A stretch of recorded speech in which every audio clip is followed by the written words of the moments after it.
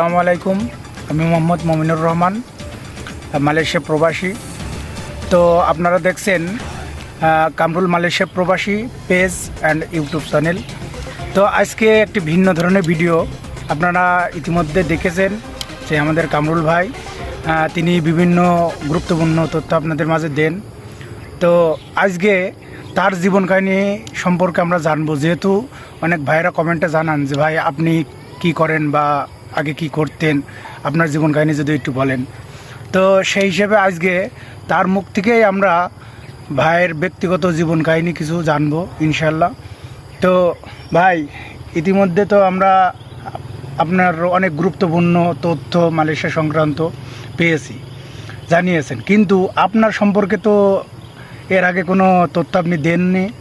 তাই আমাদের দর্শক কিন্তু জানতে চায় যে কিভাবে আমাদের কামরুল ভাই মালয়েশিয়া আসলো বা এর আগে কি করতো বা অনেক কিছুই না জানা, এগুলো আপনার মুখ দিয়ে জানতে চাই। ইনশাল্লাহ আপনি বলবেন। আসসালামু আলাইকুম প্রিয় দর্শক, আপনারা সবাই কেমন আছেন? আশা করি নিশ্চয়ই ভালো আছেন। আলহামদুলিল্লাহ, আমরাও ভালো আছি ইনশাল্লাহ। আসলে এরকম অনেক দর্শক অবশ্য জানতে চান যে কামরুল ভাইয়া আপনি মালয়েশিয়া কতদিন হলো গেছেন, মালয়েশিয়া কোথায় থাকেন এবং দেশে থাকতে কি কাজ করতেন। তো যেহেতু ভাই প্রশ্ন করেছেন, আসলে ব্যক্তিগত কথা বলা হয় না বা বলার সুযোগও পাই না। তো যেহেতু আপনারা অনেকে কমেন্টসে জানতে চাইছেন এবং মমিনুল ভাইয়া এরকম আমাকে প্রশ্ন করেছেন, তো প্রশ্নের উত্তরে বলবো আমি দেশে ছিলাম। আপনি মালয়েশিয়া আসছেন কত সালে? মালয়েশিয়া আসছি 2013 সালে। 2013 সালে আসছি, এখন 2024 সাল। আর দেশে যখন ছিলাম আমি একটি ছোটোখাটো ব্যবসা করতাম সিট কাপড়ের, বাইসাইকেল নিয়ে গ্রামে ঘুরে। তো তারপর মনে হলো যে আমি যে ইনকাম করছি এই ইনকামে আমার সংসার চলছে, কিন্তু কিছু করা যাবে না। দ্রব্য মূল্যের দাম বেশি। তো আমার একটা মনোভাব ছিল যে আমি যদি দেশের বাইরে যেতে পারি, এরকম একটা নিজের মনে, আমার ফ্যামিলিকে কাউকে বলিনি যে আমি দেশের বাইরে যেতে পারলে আমি বাড়ি করব, গাড়ি করব, টাকা পয়সা করব, মানে একটু বড় হওয়ার চিন্তা ভাবনা। আসলে সবাই এই আশা নিয়ে প্রবাসে আসে। অনেক আশা ছিল যে আমি দেশের বাইরে যাবো, আল্লাহ পাক যদি আমাকে দেশের বাইরে নিয়ে যায় আমি গাড়ি বাড়ি করব। আলহামদুলিল্লাহ। ভাই বোন কয়জন? আমরা 2 ভাই 2 বোন। আমার বড় বোন আছে, তারপর আমি এবং আমার ছোট বোন আর ছোট ভাই। ছোট ভাই আমি দুই ভাই মালয়েশিয়া আছি। ছোট ভাই আসছে 2004 সালে, আর আমি আসছি 2013 সালে। ছোট ভাই আমাকে আনছে অবশ্য মালয়েশিয়া, আলহামদুলিল্লাহ। ভাই ছেলে পেলে কয়জন? আমার এক ছেলে এক মেয়ে। অনেকে বলেন যে ভাই আপনি বিয়ে শাদী করছেন। হ্যাঁ, বিয়ে শাদী করছি, আমার এক ছেলে এক মেয়ে, আলহামদুলিল্লাহ। তো 2013 সালে মালয়েশিয়া আসিছি, আলহামদুলিল্লাহ। এখন অবশ্য বর্তমানে যেগুলো আমার স্বপ্ন ছিল এক কথায়, আল্লাহ পাক আমাকে সম্পূর্ণ স্বপ্ন পূরণ করে দিয়েছেন ইনশাআল্লাহ। আল্লাহ পাকের কাছে লাখ লাখ শুকরিয়া। এখন অবশ্য মালয়েশিয়া কাজ করি কায়ু ফ্যাক্টরি, কেলাং পাপ্পান, অর্থাৎ ফার্নিচার কোম্পানি যেটা বলে, আপনারা অবশ্যই ভিডিওতে দেখেছেন। ফার্নিচার কোম্পানি, এখানে দরজা তৈরি হয় আর বিভিন্ন রকমের, এক কথা কাঠের ফ্যাক্টরি।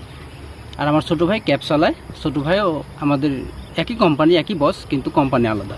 আমাদের 4টে কোম্পানি। তো যাই হোক, ভাই ছোট একটা প্রশ্ন করতাম যে বর্তমান পরিস্থিতিতে প্রবাসে আসাটা কি ঠিক? আর একটা প্রশ্ন হলো যে প্রবাসে এসে কিভাবে চললে সফলতা পাওয়া যাবে? আপনার মতন করে, আপনি যেহেতু এতদিন ধরে রয়েছেন, আপনার ভাবে বলেন। আলহামদুলিল্লাহ, অনেক গুরুত্বপূর্ণ প্রশ্ন করছেন ভাইয়া, এই জন্য আপনাকে অসংখ্য ধন্যবাদ। মালয়েশিয়া আসা যাবে, কিন্তু এখন বর্তমানে মালয়েশিয়া এসে তেমন কিছু করা যাবে না। যেহেতু আমি যখন আসিছি তখন 3,30,000 টাকা দিয়ে, এখন বর্তমানে ট্যুরিস্ট আসতে গেলে 4.5 লক্ষ টাকা, এবং যারা কলিংয়ে আসিছে 6 লক্ষ, 6.5, 7 লক্ষ পর্যন্ত আসিছে। তো আমি বলবো যে এই মুহূর্তে বিদেশে বা মালয়েশিয়া না আসাটাই ভালো। যদি দেশে কিছু করতে পারেন, ছোটোখাটো ব্যবসা হোক, যেটাই হোক, আমি আপনাদেরকে পরামর্শ দেব, দেশে কিছু করতে পারবেন সবচেয়ে ভালো হবে। আর এই মুহূর্তে যদি মালয়েশিয়া বা যে কোনো দেশে এত টাকা খরচ করে আসেন, খুব একটা উন্নতি করতে পারবেন না। যেমন আমি 10-11 বছর হলো মালয়েশিয়া, এখন যে ইনকাম, এই ইনকাম দিয়ে আসলে তেমন কিছু করা সম্ভব না। আসলে এখন ওভার টাইম নাই, হ্যাঁ, বা সেই পরিমাণ সুযোগ সুবিধা এখন না, বর্তমান নাই, কারণ কি overtime এখন নাই। প্রতিটা ফ্যাক্টরিতেই কর্মচারী বেশি। এর আগে যেমন রেগুলার 5 ঘন্টা ওভারটাইম হতো, এখন কোনোদিন 2 ঘন্টা হয় না, বেসিকই বেশিরভাগ। তো আসলে এইভাবে মালয়েশিয়া না আসাটাই ভালো, অনেক ঋণপাতি করে। ভাই সফলতার কথা আমি জানতে চাচ্ছিলাম যে আপনি যেহেতু দীর্ঘদিন আছেন 11 বছর, তো কিভাবে সফল হওয়া যায়? যেহেতু আমাদের অনেক কলিংয়ের ভাইরা আসছে, তারা কিভাবে অনুসরণ করলে ইনশাল্লাহ তারা সফল হতে পারবে? আলহামদুলিল্লাহ ভাইয়া, অনেক গুরুত্বপূর্ণ প্রশ্ন করেছেন। আসলে সফলতা হওয়া যাবে বিদেশ আসার পরে আপনি সততার সঙ্গে কাজ করতে হবে, এবং কোনো আজে বাজে কাজ করা যাবে না। যেমনটা হলো, আমরা অনেকে কি করি, কিছু টাকা পয়সা হলে আমরা জুয়া খেলি।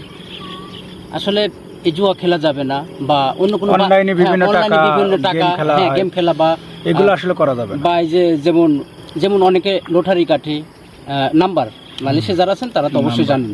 আসলে এই ধরনের কাজ করলে পারে কি টাকা পয়সা থাকবে না। হ্যাঁ, আসলে আমরা 1 মাস অনেক পরিশ্রম করে টাকা ইনকাম করি, আর যদি আমরা এরকম জুয়া খেলে আজে বাজে টাকা নষ্ট করি, এক কথায় আরও অনেক সাইড আছে, তো সেদিকে না গেলাম। তো আসলে আমরা এরকমটা না করি। হ্যাঁ, ইনশাল্লাহ সফলতার সাথে কাজ করলে, বসেদের খুশি করতে পারলে, ইনশাল্লাহ সঠিকভাবে থাকলেই সেটা রহমত, আল্লাহর রহমত পাবে। হ্যাঁ, কাজ করতে হবে। পাশাপাশি যদি মনে করেন যে আপনি কোনো ব্যবসা করবেন, যেমন আমাদের এটা ব্যবসা করা যায়, আমাদের অনেকগুলো ব্যবসা আছে, অনেকে ব্যবসা করছে। আমার অনেকগুলো ব্যবসা আছে। আপনি এখানে কাজের শেষে, ডিউটি শেষে ব্যবসা করা যায়, এটা প্রবাসী অনেক ভাইরা আছে করে। আমি বা আমার ছোট ভাই টুকিটাকি আমাদের শুধু এই কাজই না, কাজের পাশাপাশি ব্যবসা আছে। হ্যাঁ, শুধু কাজ দিয়ে তো হয় না। আমাদের অনেকগুলো ব্যবসা আছে ছোটোখাটো। তো প্রিয় দর্শক ভাইয়েরা, আজকে কিন্তু অন্যরকম একটা ভিডিও আপনাদের মাঝে নিয়ে আসলাম, যে ভাইয়ের ব্যক্তিগত জীবন, পাশাপাশি ভাই যেহেতু একটা পুরাতন মালয়েশিয়া প্রবাসী, সেহেতু তিনি অনেক কিছুই জানেন এবং তার সফলতার গল্প আজকে শুনলাম। তো আশা করি নতুন যারা কলিংয়ে আসছেন বা বিভিন্ন দেশে নতুনভাবে গিয়েছেন, তারা ভাইয়ের এই ভিডিওটি ফলো করলে বা এই নিয়মে চললে ইনশাল্লাহ আপনারা সফলতা পাবেন। তো ভালো থাকবেন, আর সবাই কামরুল মালয়েশিয়া প্রবাসী ইউটিউব চ্যানেল ফলো করবেন এবং সাবস্ক্রিপশন করবেন, এবং পেজটি ফলো দিয়ে পাশে থাকবেন এবং নিত্য নতুন ভিডিও পাবেন। সবাইকে ধন্যবাদ।